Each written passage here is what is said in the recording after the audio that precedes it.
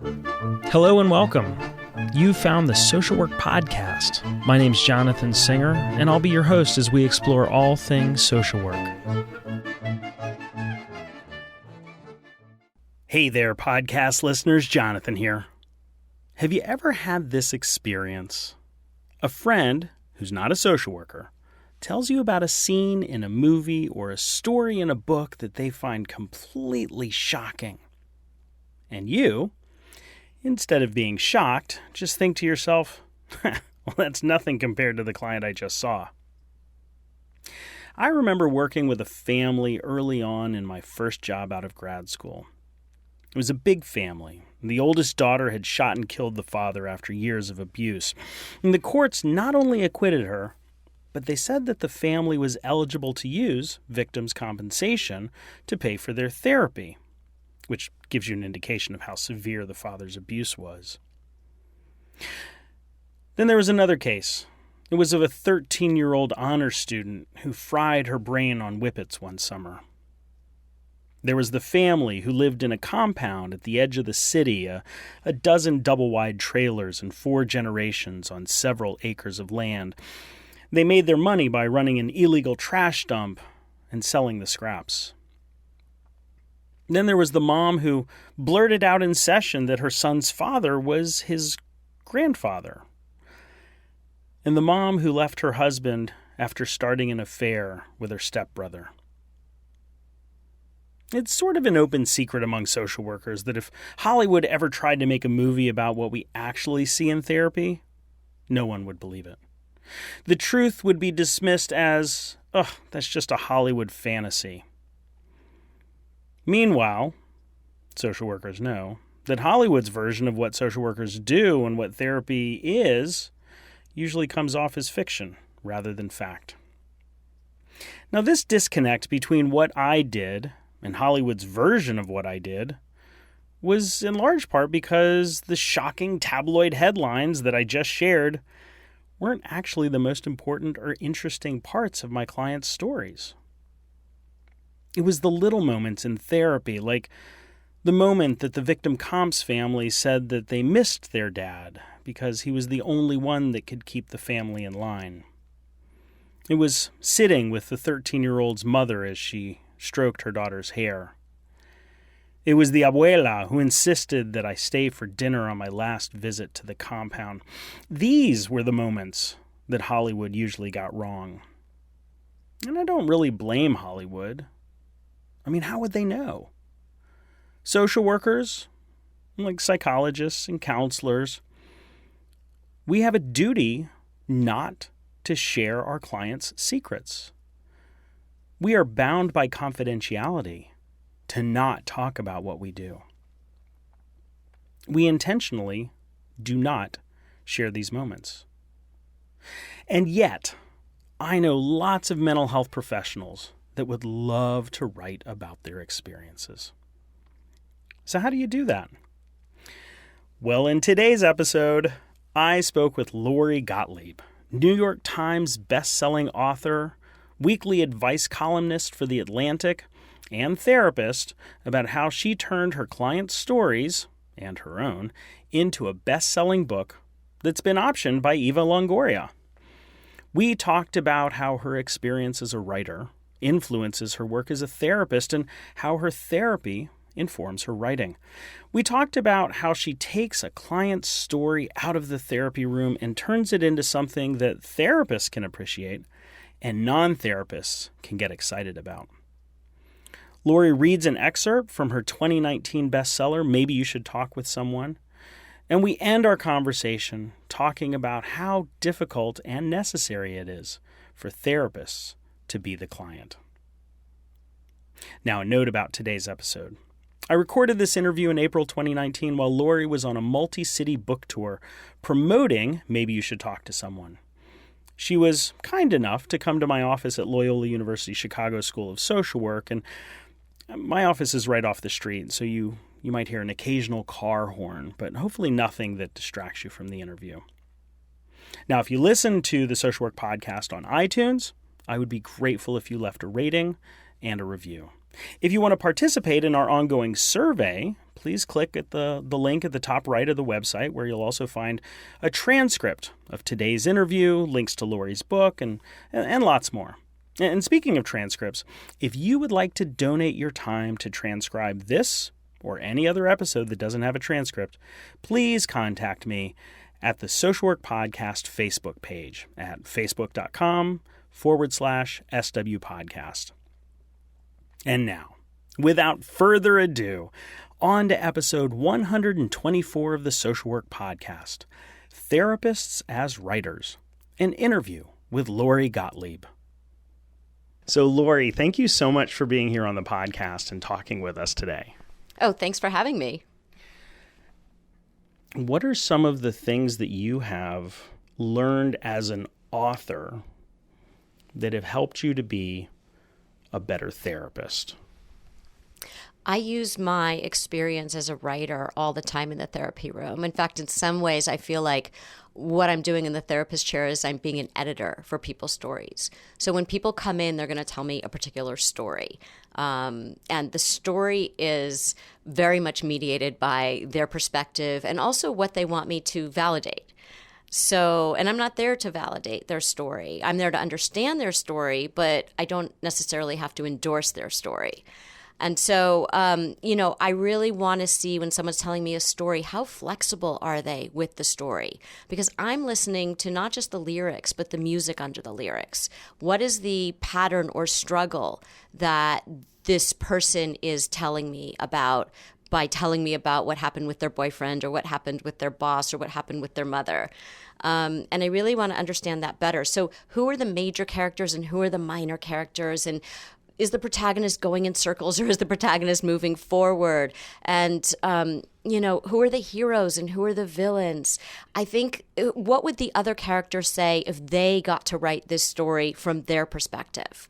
So I'm doing a lot of editing. Usually the story someone comes in with at the beginning of therapy will be very different from the story they leave with. Just like your first draft when you're writing is very different from the final product.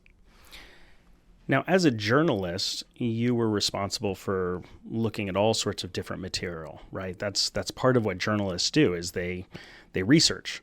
Do you ever find that you feel limited by having just one source in front of you in the therapy room? When you're doing individual therapy, obviously, if you're doing couples or family, it's different. But do you ever feel limited, like you wish you could go out and get more information? I think my job is to get more information from the only source that I have in the room. And so my source isn't just what they're telling me, but what are they going to say when I ask certain questions or when I challenge them? Gently, but because I'm genuinely curious and I want them to get curious. I should never be more curious about my client than the client is about him or herself. And I think that that's a problem if I have more questions than they do, because they're there to understand something about themselves that they can't yet see. What are their blind spots and how are they shooting themselves in the foot in these ways that end them up in the same place over and over? And I think, in terms of my source, since I only do have that one source, I'm also looking at things like body language. I'm looking at how they react to certain parts of the conversation. Where do they go off on a tangent? Where do they run away from me? Where are they able to connect with me? That's all information. And another source of information is me. I'm a source in the room. How am I feeling in response to this person? What is my reaction to this person? So I feel like there are really two sources in the room. Do you think that clients come in wanting to understand their story, or wanting you to understand their story? And how do you think that affects therapy? I think often clients first come in wanting me to validate their position, that something external is creating their misery. And so I think what happens is they have a particular agenda without realizing it, by the way. I mean, we go in and we say, I want to talk to somebody about this. This is really causing me distress. And I want to be understood, because we all have this deep human yearning to be understood. And so I think what happens is they come in and they want me to agree with them. And I should say, just to be fair here, that so in the book, I'm the fifth patient. There are four patients that we follow, or main patients that we follow, and I'm the fifth, because I'm going to therapy too. And the first thing I do when I go to therapy is I want him to validate my story. I want him to say, your boyfriend, you dodged a bullet, and this was, your boyfriend is a jerk and all of that. And he doesn't do that. And that is upsetting because you feel like, well, you don't understand. Let me re-explain the story to you. But it was the best thing that could possibly happen. And that's I talk in the book too about the difference between idiot compassion and wise compassion. And I think what our friends will do is they will give us that thing that we want when we come to a therapist, or we think we want, which is we want someone to say, yeah, you're right, that person is awful, or you're right, you were wronged in this situation. But I think that it's not very helpful. It might feel good in the short term, but in the long term, what's really helpful is wise compassion, which is what a therapist will do, which a therapist will say, hey, I want you to kind of zoom out for a minute and look at this from a broader perspective. And it will help you because you'll see something that you can't see right now. I think that's so right on. For a long time, I was part of sort of a personal growth community. It used to be called Life Training, then it was called More to Life, and they had this concept called bold support, which is what I think of when I read what you wrote about with sort of wise compassion, which is in the moment it might feel like I'm not on your side, but the reason why I'm pushing back is because I'm totally on your side. In fact, whatever it is that's going on that's going to help you be a better person, like that's what I want for you. And that's so interesting because I think when people out in the world say to somebody, I want to point this out about you, they get very defensive because they take it as a judgment or a criticism. And by the way, for good reason sometimes, because the person wants to change the person that they love, partly because they want that person to, relate better in the world and not be in such distress, but partly because it will make that person's life easier. The person who's asking for the change, it makes their life easier. As a therapist, I don't have that agenda. My goal, like you said, is to help this person struggle less. And I need them to see certain things so that they don't end up for the 10th time doing this thing that causes them to suffer. I think one of the great things about your book is that your writing is so accessible and it's so engaging. And as someone who has read tens of thousands of pages of notes about clients, I know that it's not easy to write about clients in a way that's interesting. So I really appreciate that about your book. And I was wondering if you could read a passage of your book that talks about this idea of story. Sure. So this is a scene where I'm with my therapist and he says, nobody's going to save you. And I don't understand why he would bring that up because I feel like I'm a very independent, self-sufficient person. But I don't want to be saved, I insist, though this time part of me wonders, wait, do I? On some level, don't we all? I think about how many people come to therapy expecting to feel better, but what does better really mean? There's a magnet that somebody stuck on the refrigerator in our office's kitchen. It says, peace. It does not mean to be in a place where there is no noise, trouble, or hard work. It means to be in the midst of those things and still be calm in your heart. We can help patients find peace, but maybe a different kind than they imagined they'd find when they started treatment. As the late psychotherapist John Weakland famously said, before successful therapy, it's the same damn thing over and over. After successful therapy, it's one damn thing after another. I know that therapy won't make all of my problems disappear, prevent new ones from developing, or ensure that I'll always act from a place of enlightenment. Therapists don't perform personality transplants. They just help to take the sharp edges off. A patient may become less reactive or critical, more open and able to let people in. In other words, therapy is about understanding the self that you are. But part of getting to know yourself is to unknow yourself, to let go of the limiting stories you've told yourself about who you are so that you aren't trapped by them, so that you can live your life and not the story you've been telling yourself about your life. But how to help people do this is another matter. I think that's so wonderful. I mean, I think it's wonderful on multiple levels. One, because you bring in sort of some of the masters of the field, right? John Weekland and the quotes that we see floating around the internet these days. But also this idea of story. Can you talk us through that passage and a little bit about what that means to you? Yeah. So we usually walk around with stories that we don't realize we're telling ourselves. And a story might look like, I'm unlovable, or nothing will ever work out for me, or alternatively, I'm so much better than everybody else. So those are some stories that either we used as protection when we were kids and we no longer need that protection, or we internalized a message that was distorted. And we don't realize that when we have those stories in our heads, we act as though those stories are true about us. And we relate to the world and people around us through that story. So we need to change that story, because if you walk around and think, well, nothing will ever work out for me, well, guess what? Nothing will ever work out for you. You won't try to achieve certain things. You will, every time you get disappointed, you will say that reinforces your story, even though there are other reasons that things don't work out. They don't work out for everybody. And so we need to look at your story and say, what is a distortion and what is the truth? And I think people think of therapy as sort of dredging up people's childhoods. And I look at it very differently. I look at it as, we're looking at your childhood to help you understand how that impacts the way you move through the world now. And then we want to write the next chapter. So once we can get clear about how the past is impacting the present, then we can work on how to change the present to change the future. And I know that sounds a little bit convoluted, but I think that we're not here to just spend years talking about your childhood. And some people, I think, are worried about going to therapy because they imagine that they're going to get to therapy and they're going to be stuck there for years and they're going to have to talk about their childhood for years. And what's the use of that anyway? And we're very much forward thinking in therapy, not backward looking.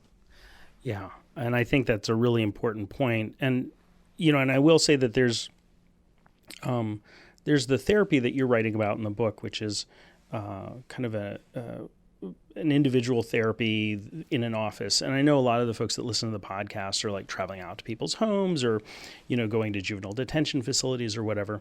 But I know that in my work with suicidal youth, understanding how parents were parented, understanding what happened early on in somebody's life is critical in understanding what's going on with their current suicide risk. And so this isn't just something that is kind of a privileged standpoint, although possibly, having the time and resources to go to therapy for years speaks to some privilege, that there is real value in being able to understand the connection between how the story was told and how it's unraveling as you move forward. Yeah, absolutely. And I think going back to that question about privilege, when I was working in a nonprofit clinic, I saw the same kinds of problems. I think at our core, we all have the same desires, yearnings, insecurities, vulnerabilities, shame, secrets. So I saw that all the time. But I think you're so right about the way that we carry around the way our parents were when we become parents, even though we probably say to ourselves, if it didn't go so well, oh, I'm not going to be that kind of parent. And yet there's this great paper, Selma Freyberg, it's called The Ghosts in the Nursery. And it's about the ways that when we have kids, all of those dormant issues that we hadn't really thought about get almost brought up again in our consciousness because you see your child at a certain age and it reminds you of your history at that age. And all of a sudden, all of this stuff comes flooding back. And we may or may not be aware of it, but sometimes we find ourselves doing things with our kids that we vowed we would never do, or thinking or feeling certain things, even if we don't act on them. And so I think it's really important for people to understand that you really do need to be clear about separating the past story from the present story. And that's why I feel like so often the benefit of therapy, sometimes people think, well, the benefit of therapy is X, Y, or Z. The benefit of therapy is really knowing who you are so that you're not walking around blindly in the world and doing things where someone else is driving the car. You want to be driving your own car. I think you brought up a really important point, which is that there are a lot of similarities between people in terms of kind of core experiences of love and loss and feeling like you belong or you don't. And I think that when people have the privilege of pursuing therapy, really at that point, there's little excuse not to. And there are some people for whom they would really benefit, but don't have the resources. And I think the other barrier, though, is shame. I think that there's so much shame, especially in certain cultural contexts, in certain communities. There's so much shame around getting help for something emotional.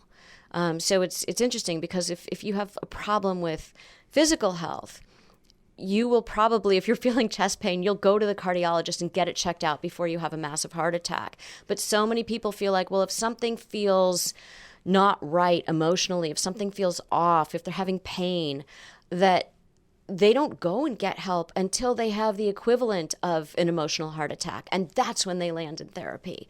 And then it's so much harder to treat, and you've struggled unnecessarily for all that time. So I think it's interesting that we place a different value on our emotional health. And I think there's another shame too, even if you're in a cultural context where therapy is accepted. I think there's the shame that we impose upon ourselves, that we feel like, well, what do I have to complain about? I have a roof over my head and I have a job, so I have enough food to eat. So what's my problem? And then there's another layer of shame, which I think is these secrets that I think that we are so afraid of revealing ourselves, not only to the world. I think, there are secrets that we keep from the world, and there are secrets we keep from the people close to us, but there are secrets that we keep from our therapists, and then there are secrets that we keep from ourselves. And those last two, the ones that you keep from the therapist and the one you keep from yourselves, are the ones that sometimes prevent people from coming to therapy because they don't even want to acknowledge the secret to themselves, or they do acknowledge it to themselves, but they're afraid to say it to the therapist. And one of the beautiful things about being able to talk about these sources of shame is that you realize that they're not so shameful after all, especially with men. I'll say men come into my practice and they'll say, kind of in a whisper, I've never told anybody this before. And I sort of wait on the edge of my seat, what is this big revelation? Right, like, do I have to call the police after this or whatever? Well, what, or also just like, what is this thing that is going to be really, really embarrassing for them? And they'll say something so mild, in my opinion. But they don't have anyone to talk to because men won't, there's so much shame around men sharing anything that feels even remotely vulnerable. And women, by the way, have shame too, but it looks a little bit different. Women will come in and say, I haven't told anybody this before, except for my mother, my sister, and my best friend. And to them, that's not having told anybody. But I think we have so much shame. And what people find out is that they try to hide it from their therapist. I did in the book. You can see I come in for one thing, which is this unexpected breakup. But I end up hiding these other things from my therapist, partly because I'm kind of telling myself they're no big deal, and partly because I want him to like me and respect me. And I'm afraid that if I tell him the truth of what these other things are, he will lose respect for me. But what happens is when we tell the truth of who we are, we draw people toward us. There's a patient in the book whom I call John, and he hides himself, and he's very abrasive. He's very difficult to get to know. He's insulting to me. He's very difficult. But as I get to know him, everything he was hiding from me is what makes me like him. So it's interesting because the things he was hiding because he didn't want me to see him. But once he let me see him, that was what made me really, really develop a strong liking for him. And I adored him. And I think readers do too. I think he's one of the people that, people really don't like at the beginning, but then they come to really love. And that's because he reveals himself to me and ultimately to the reader.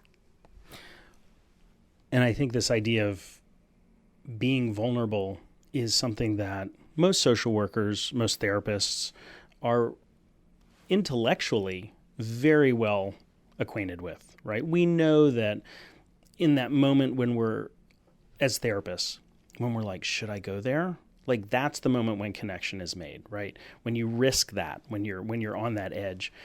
And I think that we know that being vulnerable is the thing that opens us up so that others can come in and give us ultimately what we want. So why is it that you think that you and that therapists, mental health professionals in general, are so hesitant to do their own work, to seek therapy? And I'm not talking about the financial side, which is reasonable, but to actually do the thing that we know is so valuable for our clients. Because it's hard. Therapy is hard work, and not just for the therapist, it's hard work for the patient.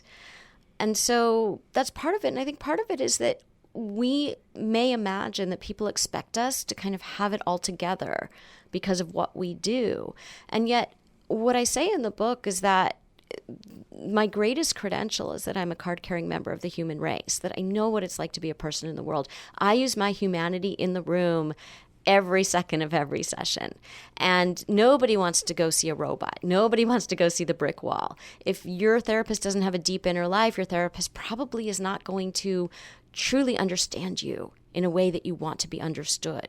So part of it is that we need that, we use that, but the other part of it is that people expect us sort of not to, they don't want to see that.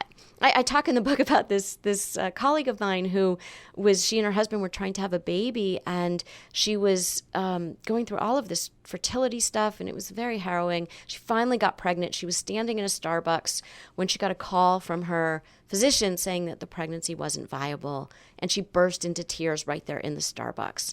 And a patient happened to walk in, saw her, made eye contact with her, apparently was very put off by the sobbing therapist from afar, left and never came back.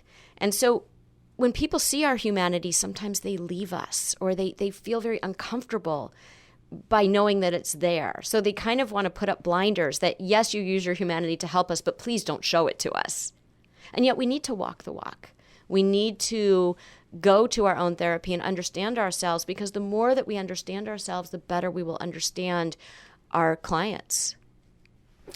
And I think that I've heard you on other podcasts when you've told that story say, and I would want to go to a therapist that broke into tears hearing that their pregnancy wasn't viable, because that says that they're human. Right. Of course, we don't want her to take that call in the office, during my session. But I think the fact that she had a normal human reaction, that she's not a robot, I would be concerned by the person who didn't have a reaction to that. So I think knowing that she was human in that way would make me feel safer with her. It would make me trust her all the more to understand my pain, because she understands her pain. So as we've been talking about the idea of people's narratives, and of course you have this great experience in journalism and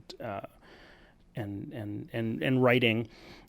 One of the things that I had the experience of in my very first job back in the mid-90s, first job as a social worker, was I wanted to write a book about the experience of what it was like to be a frontline crisis worker for children and adolescents. And it was about the stories, but it was also about like the system and some of the things that I was seeing for the first time. I was like, this is amazing.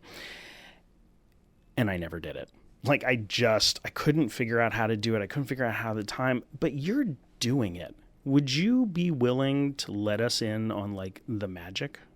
How do you write so beautifully about your clients without, violating confidentiality? Like, what's your process? Talk to us.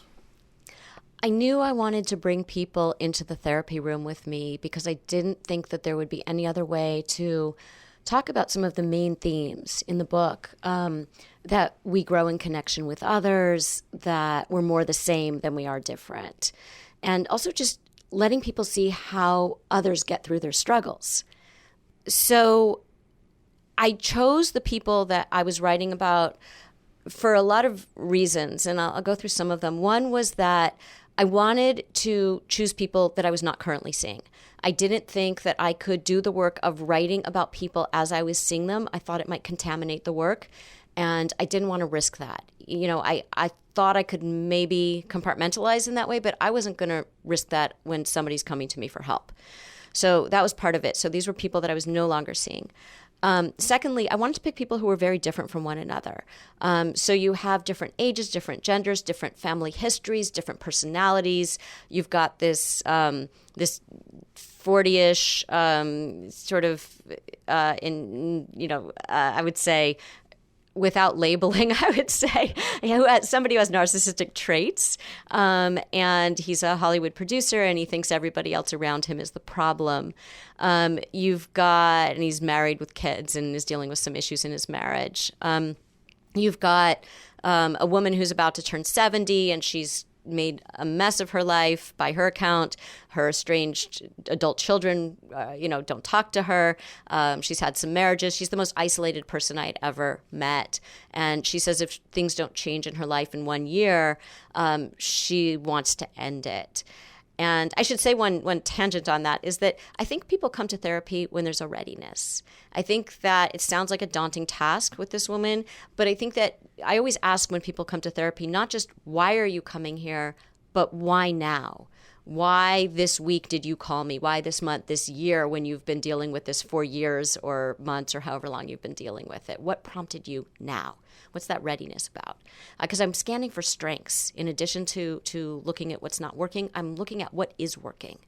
But the other two main clients that I follow are a woman who, on her honeymoon, she's in her 30s, she just got married, and she just feels something in her breast, and she comes back and realizes she has breast cancer. And ultimately, she asked me when it becomes a terminal diagnosis if I'll stay with her until she dies. And the last person is a woman in her 20s, and she keeps hooking up with the wrong guys and doesn't see how her attachment issues are making her choose men who will continually disappoint her. So I think I chose very different people on the surface, but I feel like we can see aspects of ourselves in all of these people, including in me, because again, I'm a patient as well as a therapist in the book. And I think that's something that is really eye-opening for people, is to say, these people feel really different from me, or I relate to one of them, but the others look very different from me.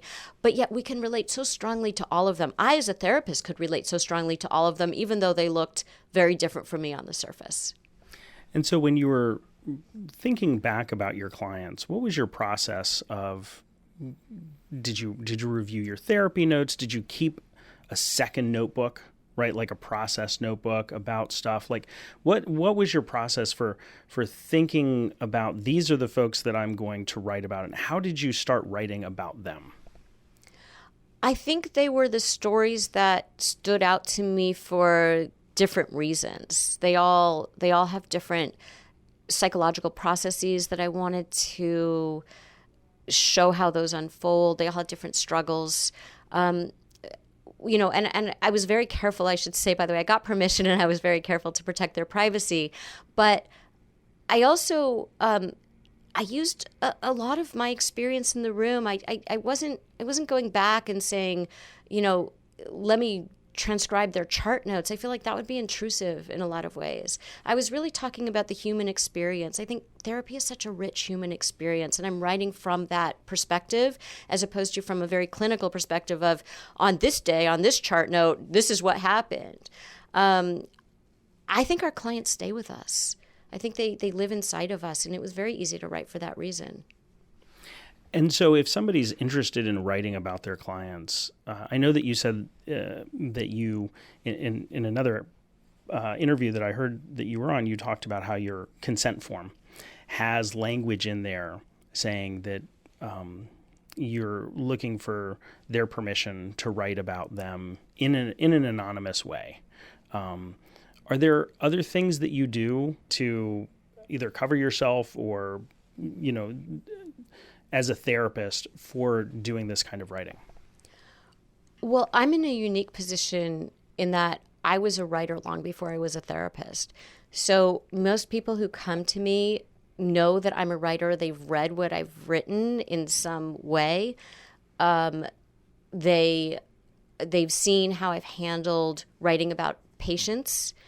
So I think that they know that I handle it with respect, and that I very much, I'm careful to a fault, almost of protecting their confidentiality. But I also have, I think when you're when you're writing for a publication and when you're writing for a publishing house, both of which I've done with patients, they very much vet the material, meaning they protect you too.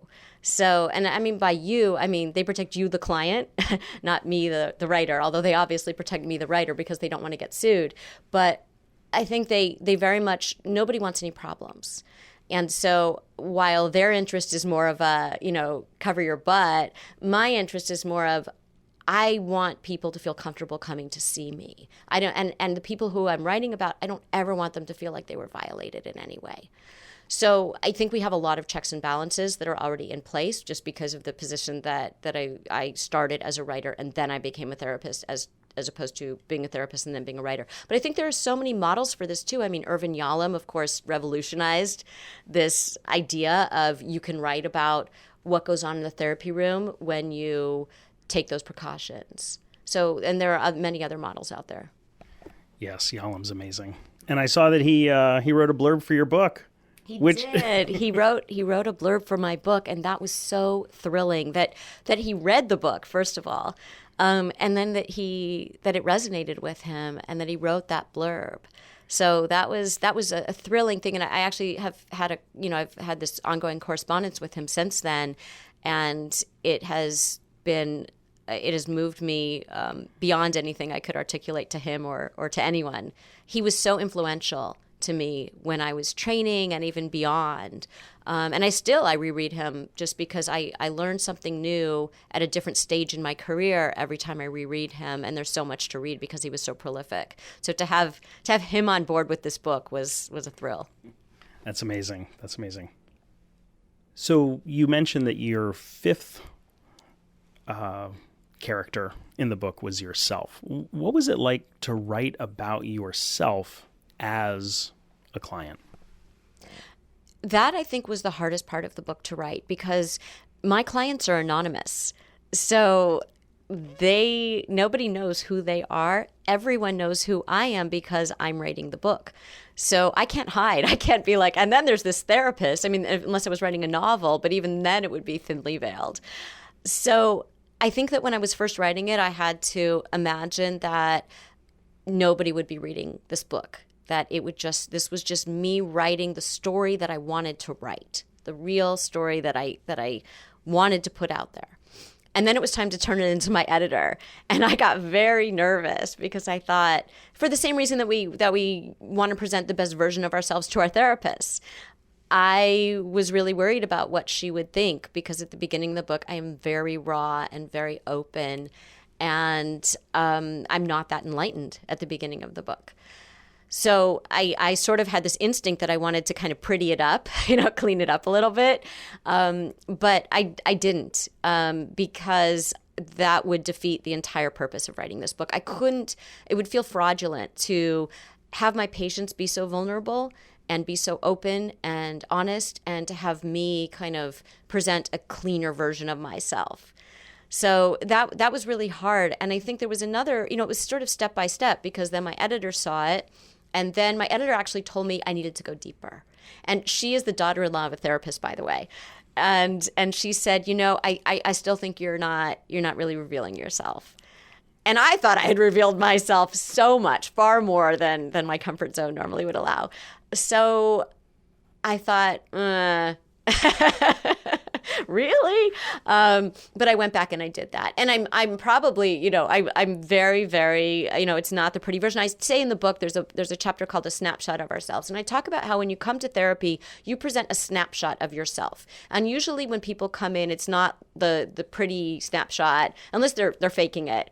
But it's like the snapshot where your eyes are closed and you have a weird expression on your face. It's not the one you'd want to necessarily present to the world. But I think that as therapists, we realize that we see lots of different snapshots of our clients. We see the heroic snapshot where they're doing something that they never thought possible, or they're taking a risk, or they did something in a relationship they never imagined they could do. And there are all these heroic moments. We're not just, quote unquote, listening to problems all day. We're seeing wonderful, transformative experiences. And people don't realize that about our work. But we're also seeing people going through very difficult things. And I wanted to show both, and I had to show myself doing both of those things in the room. You see me doing heroic things, and you see me doing really moronic things, in the room. And I had to do both. And so I think that was the hardest part of the book to write, but I'm so glad that I didn't chicken out in the end. Well, Lori, I wish I could talk to you for another 10 hours, but I know you're incredibly busy. Right now you're on this book tour and getting great publicity, and I'm so happy for you. And so thank you so much for being on the podcast and talking with us. Thank you so much. I am such a fan of your podcast, and to be able to be on it was so exciting for me. I'm Jonathan Singer, and thanks for being with me today for another episode of the Social Work Podcast. If you missed an episode or have suggestions for future episodes, please visit socialworkpodcast.com. If you'd like to support the podcast, please visit our online store at cafepress.com/swpodcast. To all the social workers out there, keep up the good work. We'll see you next time at the Social Work Podcast.